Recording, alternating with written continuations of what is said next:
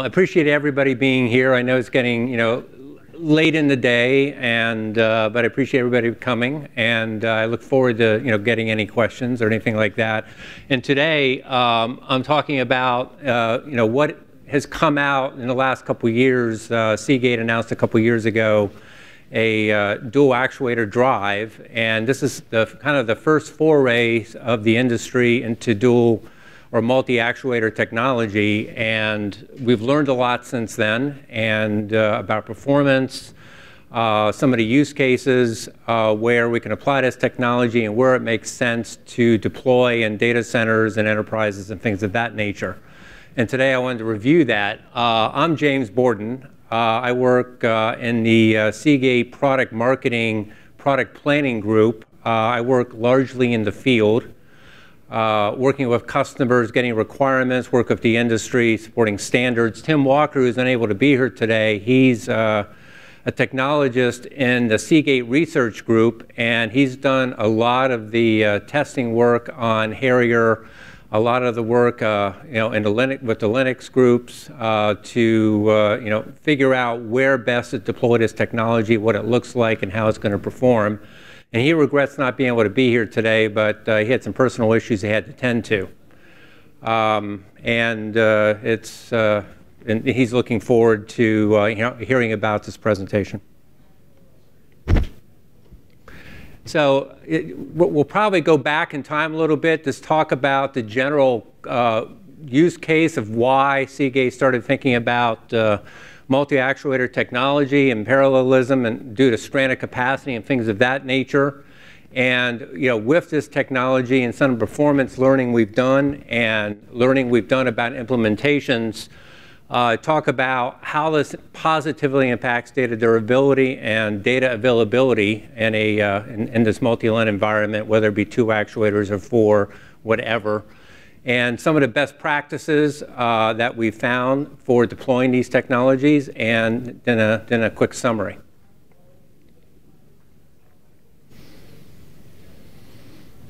This is a chart that we've probably used in many presentations. Many of you have seen it. It's generally was the reason we started looking at multi-channel, multi-actuator, faster devices. I mean, it's with the advent of HAMR and MAMR, energy-assisted magnetic recording, the capacities of drives are getting quite large.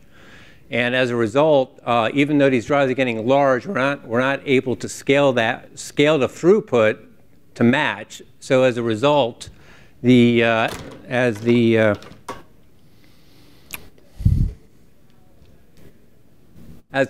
capacity has been going up, commensurately the IOPS per terabyte have been going down. A typical nearline drive, 7,200 RPM, will deliver around 90 IOPS per second. So on a 10 terabyte drive, that means you're delivering 9 IOPS per terabyte. On a 15 terabyte drive, you're delivering around 6 IOPS per terabyte. And if you look at customer workload profiles, they consistently have a QoS target to maintain reasonable throughput and reasonable latency, somewhere down in this range. For different customers, it varies, somewhere between 6, 7, 8, 9 IOPS per terabyte. And our customers have been doing a good job managing this. They've been, in fact, if you look at this, been driving this down over time. And this is due to better software stacks, better deployment of flash and memory, and basically better tiered storage implementations. But at the same time, as IOPS per terabyte has been going down as capacity is going up, we're crossing this line. And in this area, we're getting this IOPS gap on a single actuator drive, which requires kind of unusual things to go on at the customers. Customers have been required to short stroke drives, they deploy smaller capacity drives, or they deploy more flash or more memory higher up in the hardware stack. And as a result, the overall TCO cost goes up. And data centers are finding they're having to go much wider. So to solve this problem, we're having to look at how can we improve the throughput of these devices without having a significant impact on cost, because on the HDD world, cost is one of the major drivers of TCO. And yes, we could add a lot of flash to drive throughput on the drives, but if we increase the drive cost by 50 or 100%, it kind of defeats the purpose of what we're trying to do, which is drive down the dollars per terabyte in this technology.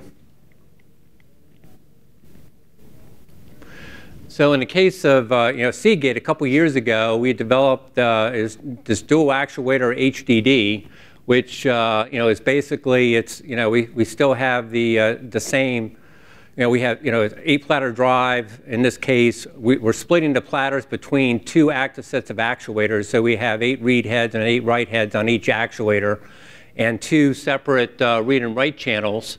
So we effectively have a 2-channel HDD, which goes through a single port SAS in this particular deployment, giving us effectively close to 2x the throughput. There are some shared resources. The current deployment, we do have a shared cache, although we do have some cache management software, firmware in there to make sure we don't have one LUN or the other dominate the cache and starve the other LUN of I/O throughput. And we do have a single HDD system for managing the entire drive, such as power management commands, anything that affects the volume, and doing the traffic between the 2 SoCs that manage each of the LUNs. So we're getting effectively, with this in the lab, we were getting very promising, getting approximately 2x throughput IOPS, 180 to 200 IOPS per second in a dual actuator drive.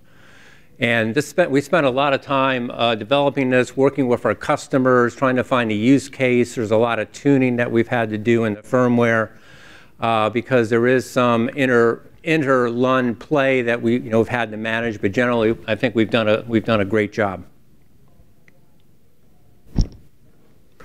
And it's some of the things people have talked about when we talk about multi-actuator HDDs and dual actuator HDDs in our particular environment. And our product's called the Mach.2. Is the fact that we have 2 active heads and 2 active, doing seeking at the same time, having to track a line on 2 different actuators at the same time.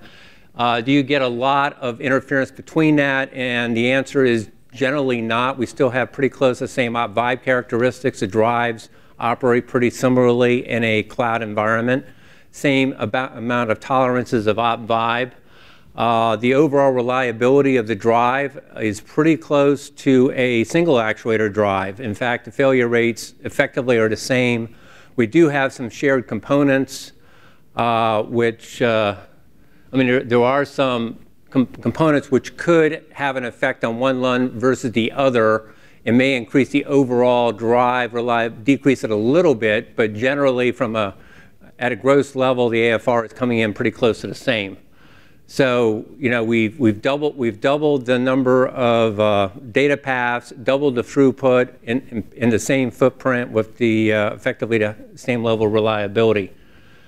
And as I said, we get about 1.75 to 2x reduction in array rebuild time for this due to the speed of the drive, and that varies based upon the type of workload and how it's been tuned as far as how we're managing IOs between LUNs. It does vary within certain workload characteristics and workload mixes between sequential and random, but generally it's coming in pretty clean. And as a result, we're looking at arrays largely in this presentation. In the meantime, the data loss is doubled for a RAID 5 type of environment, and it's quadrupled for a RAID 6, largely due to that rebuild time. And that rebuild time decreases the risk of your data, and as a result, you can have much more highly reliable RAID and distributed storage environments. As I said, we get the overall performance versus single actuator. Improves TCO. The cost of the drive is a little bit more, but since we're doubling the throughput, it does have a very positive impact on TCO if you need to drive that capacity. And we talk about large data arrays. We're doing software-defined storage, things of that nature. Due to basically doubling the number of arms over the same amount of data, we're able to reduce the number of noisy neighbor effect, hotspot effects on the data. We just have a lot more granularity in that data placement, and in all of our simulations and working with customers, this has had a pretty good effect on being able to deliver a more consistent latency across the entire workload portfolio. And this stuff is pretty much plug and play. I mean, this stuff just works. It fits standard, T10 SCSI interface. You plug it in, 2 drives will show up. But in a RAID or distributed storage environment, you have to have awareness of that this is a dual actuator. A dual actuator, we have a different failure domain definition. We have 2 LUNs or 2 SCSI targets within the same physical drive. So if you lose a drive, you're going to lose 2 LUNs. So you need to have there has to be a clear understanding of these failure domains, and when you configure these new RAID environments, you have to be very cognizant of that and know where you're laying your data out so you don't increase your risk of data loss by basically thinking you're having redundancy across LUNs when you actually have it in the same device.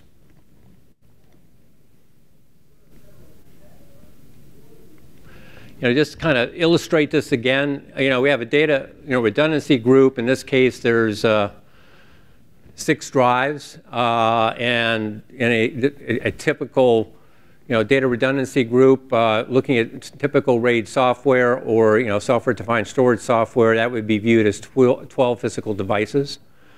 In this case, it's 6 physical devices, and as you said, when you lay this data out, you have to be very cognizant that your LUN pair 0 and 1 on a particular volume is on the same physical device, and you have to lay your data in such a way that you don't run into a failure due to that different failure domain definition.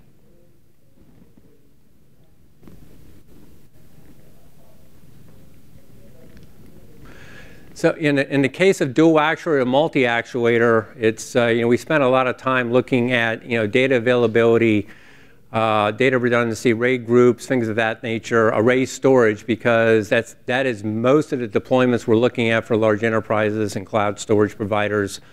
A lot of this applies for smaller customers and could be applied to some consumer, but the general thing we're looking at is, 2 things will impact your availability. It's the first one is your drive AFR and your drive rebuild and your rebuild time within the array.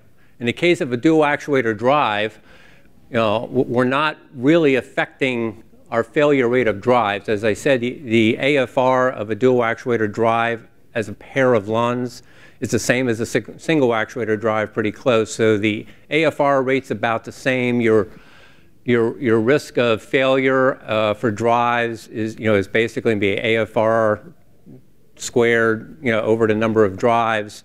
However, where we make an impact with dual actuator is on the rebuild time. And given the same number of capacity, the same amount of capacity in a single versus dual actuator environment. In a dual actuator environment, I have twice the number of LUNs, I have twice the number of arms, and as a result, I'm able to rebuild my array in twice the amount of time. And if I can rebuild it in twice the amount of time, that's going to have a significant impact on the data availability, because I'm much more rapidly able to move between these different states within an array from fully redundant, degraded, to critical, to data loss. I can move through these states at twice the speed. Increase my overall availability of the array by a significant amount. Your question? Yeah, so if you create a RAID, let's say, take your example, we have 6 drives, and you create, let's say, a RAID 5 plus 1, okay? But you create a RAID 5. then if one actuator fails, the whole drive will fail. Yeah, and I have some more examples of this. I have some RAID 5 examples on how we would recommend deploying this. But yeah, it's a good point. If you have a RAID 5, the assumption is in a RAID 5, if you're doing a RAID 5 environment, 5+1 for example, you have it across 6 physical drives, 6 dual actuator drives, 6 discrete LUNs on those drives. You don't want to vertically map your RAID set onto one set of LUNs because basically you have a failure domain of 2 drives or 2 targets in this case. Or hyperscalers. Or hyperscalers, that's exactly right.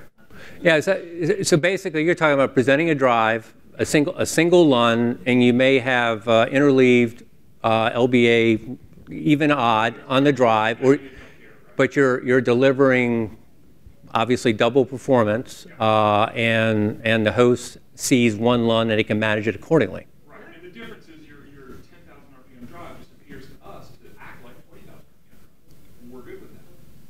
Correct. In RAID environments, I can see that could make sense. In some of the situations I'm talking about is where they're using software-defined storage across a virtualized pile of drives in the back end, and they worry, and the pushback we got on something like that, because that's been talked about, because there's SATA, for example, if we were to do SATA, you can only present one LUN anyway, is that you potentially can get asymmetrical reads off one LUN versus the other, and as a result, that's going to give you unpredictable latencies on the reads because you may be misbalanced between one or the other because you're not doing necessarily sequential reads where you're going to be basically balancing the LUNs on the read side. Sequential writes, yes. You do get double throughput on the reads. It's less predictable. And predictability was one of the major drivers of this solution in this case is that, hey, I can manage all that predictability at the top end and I can manage my failure domains.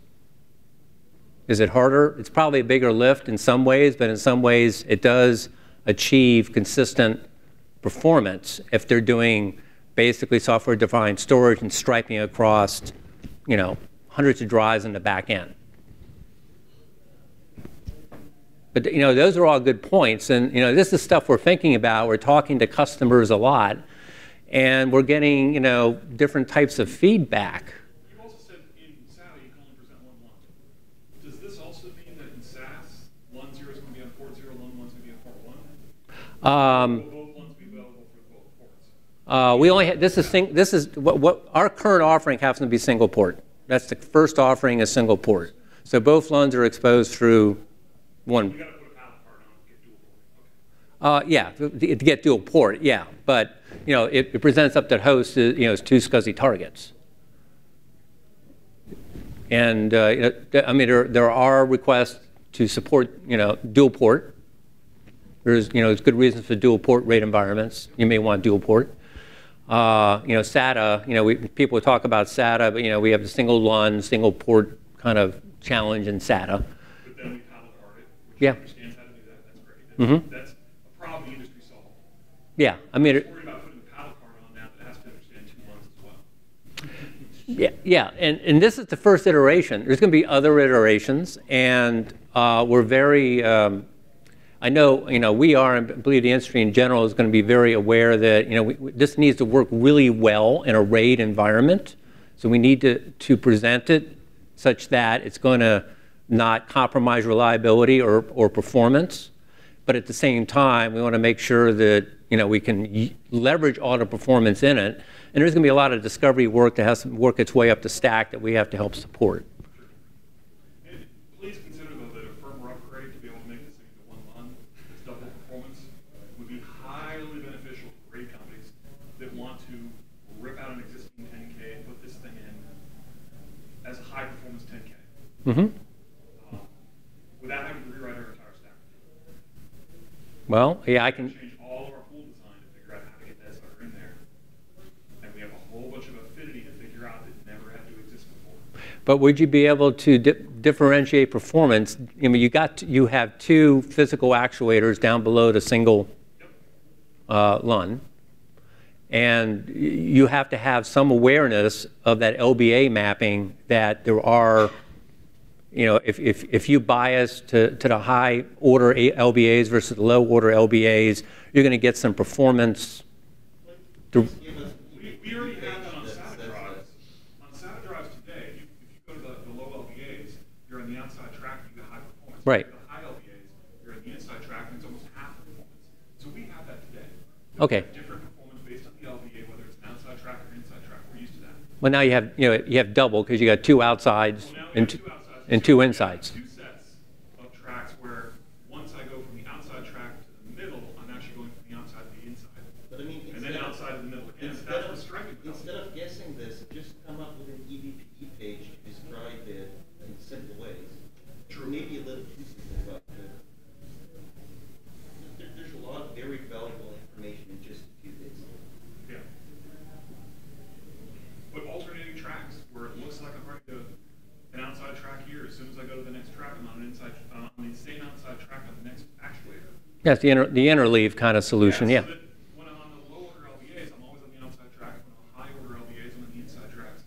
So it degrades as you go internally, the same as the SATA drive did today. You should be able to do that really easy. I mean, that's not rocket science there. No, it's not rocket science. You know, we just there has, you know, it's determining what the customer pull is. If there's a big pull on this, like you suggest there may be, then it may make sense. And as you said, it's not that hard, but we have. If it was done that way now, I could rip and replace drives today with just a drive qualification, no code change. Otherwise, I'm years out as I have to rewrite how my tools work, rewrite how all my rules work for Affinity. Mm-hmm. So it's just adoption. Well, it's good feedback. Yeah, we can wait for a few years. That's fine. But Well, I want it. you know, we want to sell these drives. The technology, we want the technology to adopt these drives in the space, because, you know, we're not going to be the only guys doing this, I presume, and I don't think we are. And these things can be scaled to, you know, we can have more channels in the HDD, and there's lots of ways you can imagine that can happen. Yeah, and I know this code's not, for instance, in Microsoft Storage Space Direct, which is a scale-out system. Right. It's not in there for Server 2019, which releases Ignite another month. That's correct. The next LTSC build that's out is 2021 or 2022. So you're going to be waiting a while. Well, yeah, the lift is awareness of this technology. Storage spaces is a good example, and there's many others. Yeah, unless they do a patch or, you know, something like that, which Again, it's major change to tools. it is. Can you let it continue? Anything else? Can you go on and continue, please? Yeah, We didn't mean to derail you. I'm sorry. that's fine. I'm excited about the technology. No, but the feedback is great, and I appreciate that. And we'll get through all the slides. Don't worry about that. But yeah, I think most of you have seen these equations. It's, you know, that we have a paper backing this up if anybody needs to see it. But, you know, basically as you you know, add redundancy, your you know, your rebuild times and your mean time to data loss is scaling out significantly. And just to try to get into some examples that we've looked at with the technology we have is, you know, starting out with RAID 5 or 6 in a you know, standard vanilla environment. You know, we have, you know, 5 drives, 2 RAID sets, 1 set written to LUN 0, 1 set written to LUN 1, giving us 2 RAID groups. That again, you know, it's got the same performance as a single actuator drive, but it has, you know, if you're looking at the RAID group in general, you've got, you know, double the throughput and double the rebuild time, and it's, you know, it's a pretty easy implementation, and that's not that complicated. And, you know, but, you know, what makes more sense in this environment, you know, because a lot of customers aren't going to want to, you know, where they may have had 1 RAID group, they went to 2, if a RAID 5 or 6, you really want to have RAID 1. So we're talking about, you know, RAID 50 or 60, basically taking those 2 RAID 5 or RAID 6s into a RAID 50-60 group, and, you know, you have the same availability, and you have, you know, twice the rebuild time, and I guess up to 4 times the rebuild time in a RAID 6 versus RAID 5 or RAID 60 versus RAID 50. You mean lower rebuild time? Yeah, lower rebuild time, faster rebuild. But yeah. Would you say 2x? Yes. Yeah, 2x. Yeah, it's twice the speed.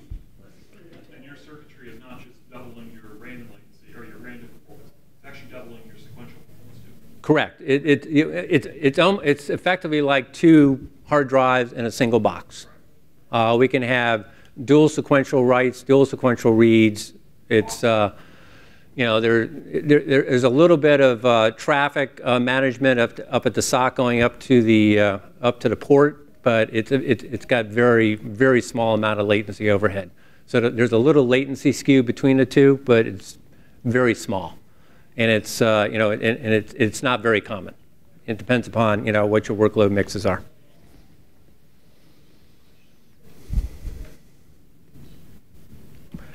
And scale out RAID 10, same kind of thing. Taking a whole bunch of RAID 1 stripes, RAID 1 groups, and making a RAID 10.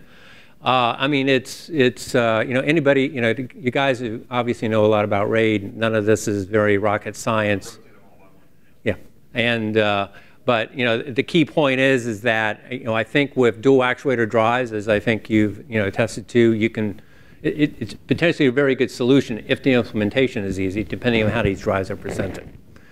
And for some customers, they are being adopted very readily, but these are software-defined storage implementations with lots of striping, and they aren't traditional RAID or Microsoft Spaces, as you point out.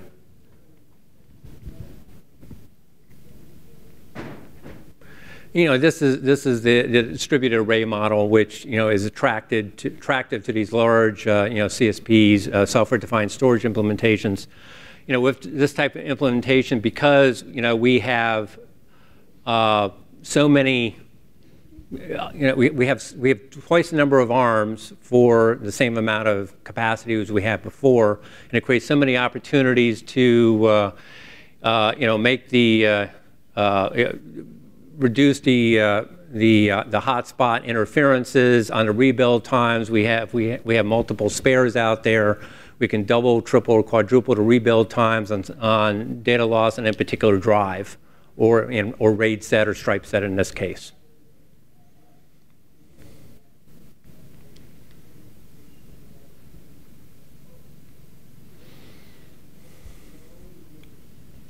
We've talked about this, and I'm running a little ahead here, but that's fine. We can have some more discussions on this. The key point is, and I think this is clear, multi-actuator HDDs are the same reliability as a single actuator. So there's a lot of opportunities. We can get double the throughput with the same amount of reliability. Again, 2 LUNs, if we're presenting 2 LUNs, are within the same failure domain. The RAID 2x reduction in RAID rebuild time, 2 or 4x mean time for data loss is 2x or 4x. Overall performance is better, and I didn't put a lot of extra performance graphs in here, but I presented those before. And increased granularity of the LUNs allows a lot more effective data placement across more LUNs at more ARMs over the same amount of space. Basically, as drives have gotten bigger, it's getting harder and harder to manage cost effectively how you're going to manage your availability and redundancy. And as I said, and we've talked about this here, I want to remind you is, we have to understand the failure domains. The software has to understand the failure domains. Software needs to be coded to do that. The RAID, RAID silicon needs to be able to address that. And it's been very interesting. We're doing a lot of work in Linux in this for this stuff, trying to figure out how we can abstract some of the stuff into Linux in such a way that it's more easily adopted. There's. Single logical unit and give me the EPD page I can feed through the existing interfaces to parallelize. I'm open to that. Yeah. Oh, well, that's fine. We're very excited about the technology. You guys have been, you've had this on the board since 1998, something you developed. I'm amazed it's out, and I'm thoroughly impressed. Well, it's out and it's working well. We're driving adoption. We want, and we're trying to find more use cases to do this. For example, you can do a lot of abstraction up in the software stacks. I mean, you can even take a 2-LUN device and present it as a single LUN device up in the lower parts of the software stacks. It doesn't affect a RAID implementation, but it does potentially positively impact some of the application layers that are better served on 1 LUN than 2, for example. And you could also implement striping at a software level and things like that. But we can also take things apart again, right? I mean, there's something called partition tables, which I don't particularly like, but they come in handy sometimes, work. Or we don't even need those. I mean, you can use any mechanism to take these things apart again if you really want to. And Yeah. I see quite a few use cases for that. I just rather be safe by default. The safe by default is that it's hard to tell a customer not to shoot their foot off than you have a gun.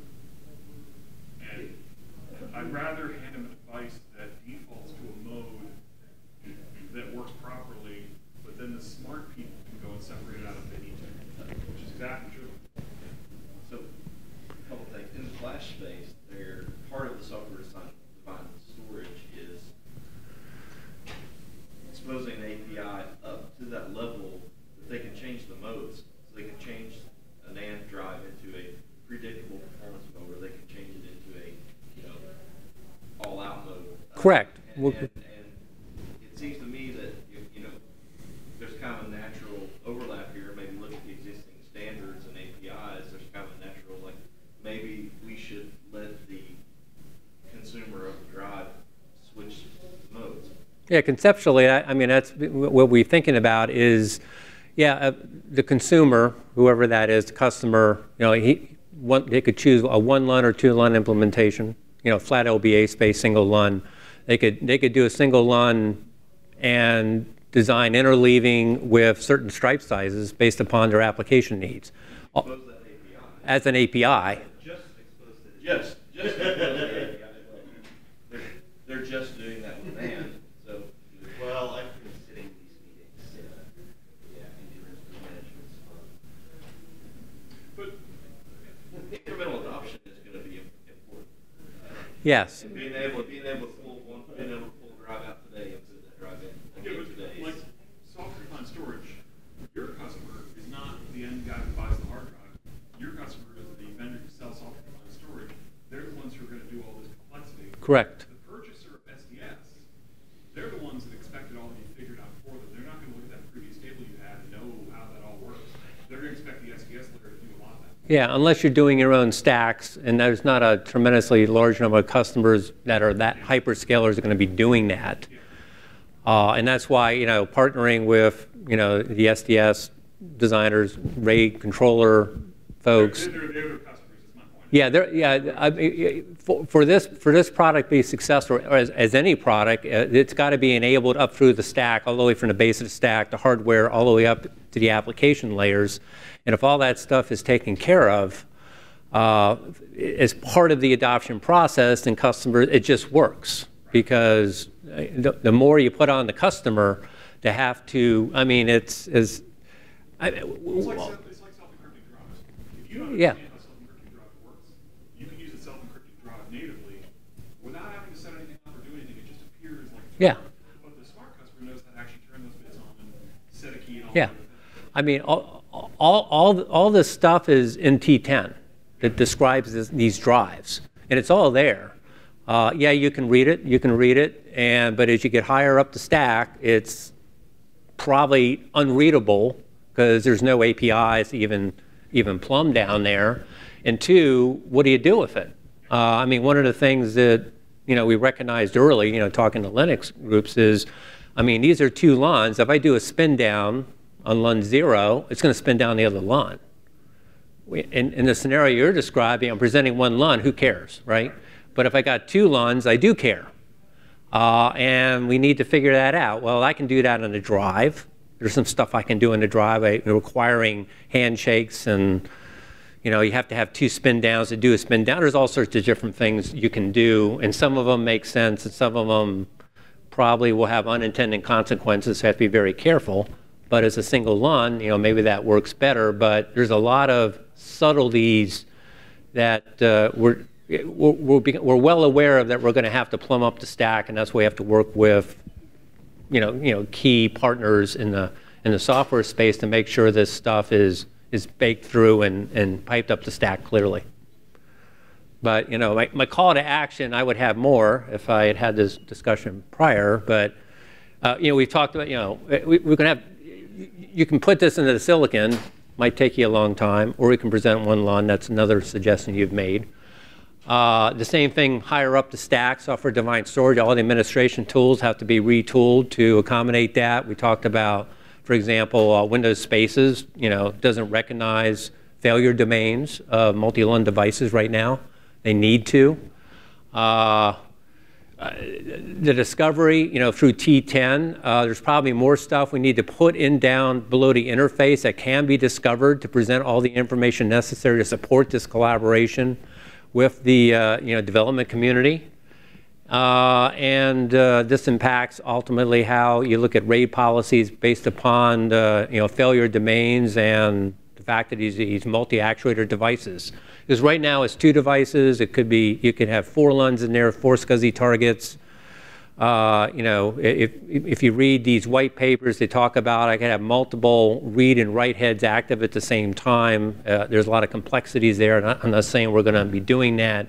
But there's a lot of opportunities to increase the bandwidth of these drives. But at the same time, it's got to be adaptable by, you know, the stacks. That's what I got.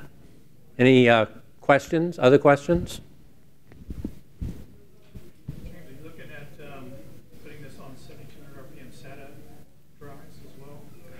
There are customers requesting that.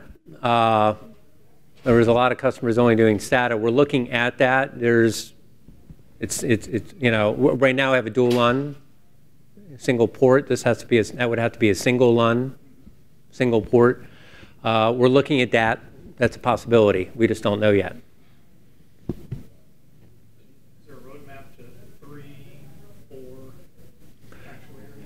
actuators?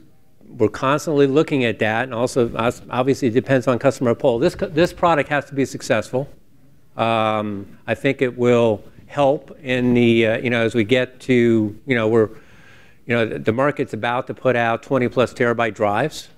There's a lot of customers that can't consume those because of their IOPS requirements. So they're going to have to do multi-actuator because they're running at you know, 8, 9 IOPS per terabyte requirement for their workload. And you know, as we get higher capacities, because the industry, both, you know, major suppliers, you know, can see 30, 40, 50, 60 terabyte drives, and you're not going to get, you're going to have more than 2 data paths. That could be actuators, it could be additional heads, combinations thereof. But every time you add an actuator, it adds a lot of complexity, and our real estate in the drive is limited. Do you expect this to stay in the 3.5 form factor kind of forever? Right now, that's the easiest thing to do. It'd be great to change the form factor, but that is a tremendous industry lift. Yeah, we don't see breaking that model unless there's general industry agreement that it may be a good idea, but then that's a long transition, assuming you can do it. It's now the obviously rotation is 10,000 RPM. The seat time to move from the inside track to the outside track, is that changed going from 1 actuator to 2 actuators? The same kind of fast, you know, half millisecond inside track to outside track speed. There's slight differences. The acceleration and deceleration moment of the actuator, we had to tune that down a little bit because just to make sure we're not interfering with the other actuator. So there's a minor reduction, but it's very nominal. I don't have the exact number, but it's pretty small because we really have to watch for, you know, crosstalk on those actuators. Yeah. So are you dividing the capacity of the drive and allow each actuator to handle a separate piece, for the actuator are? Yeah, we have two actuators, each addressing half the platters. So half the heads, half the heads are on one, half the heads are on the other. So if head one writes the data, you can't go to another actuator. No. Head one reads the data. No, you can't do that. I mean, that's another one of the solutions, and that's a hard engineering problem too, with tracking and things like that. There's a lot of stuff we're looking at. I think there's a lot of opportunities. You can see some pretty exciting stuff as we go forward, because we've got to deliver the throughput with the capacity. Capacity without the throughput really does not, serve the hard drive industry well. Is the initial drive that you're applying this to, is that the MCA that's 7,200 RPM? It's a 7,200 RPM drive. That's correct.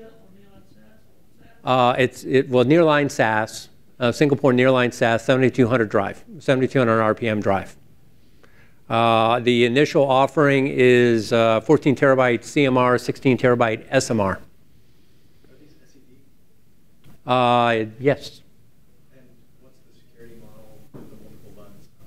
Do they share the same? Well, yeah.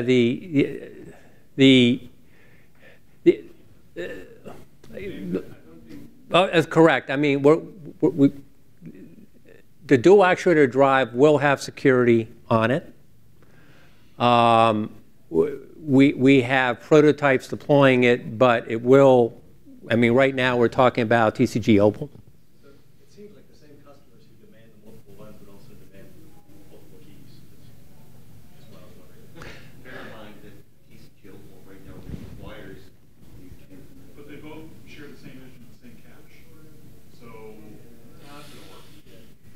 Yeah, I mean, you can imagine we could have separated caches later, where you could actually have separated devices, and you could have a TCG model which mandates, having separate keys for those two devices. But, the customer requirements we've been talking about, that we've been talking to customers about, pretty much, single key. But that's we're still working at. We've come out with this drive first, and the security is going to be laid down later based upon what the customer requirements have been. But so far, it's looking like TCG Opal in this case.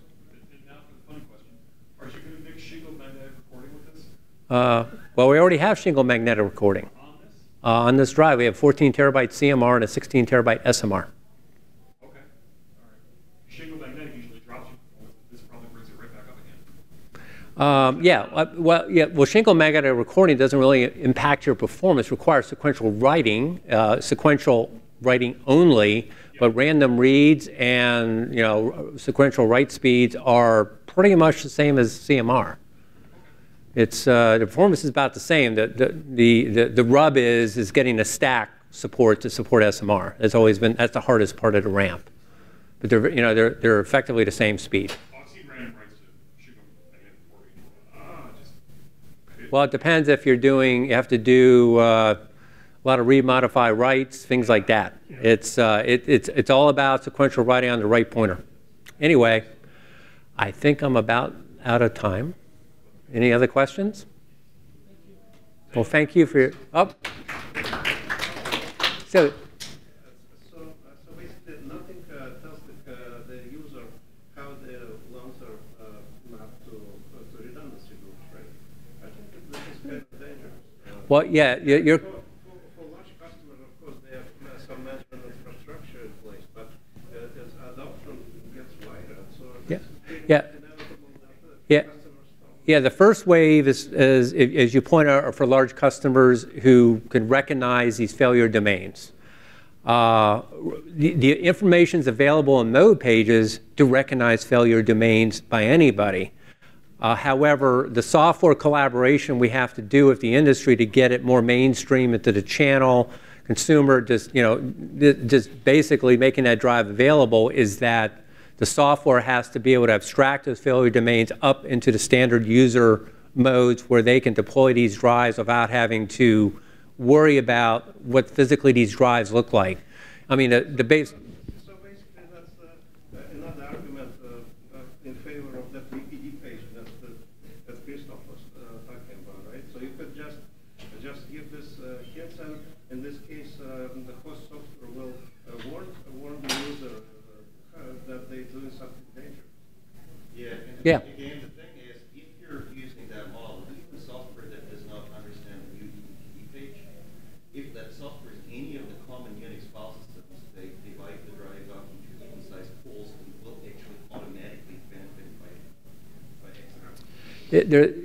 bottom line, there's a lot of work to get this mainstream as far on the software side, but Seagate's committed to work with the industry and collaborate with key partners to get this done. And we welcome anybody who wants to get involved in doing this. But thank you very much.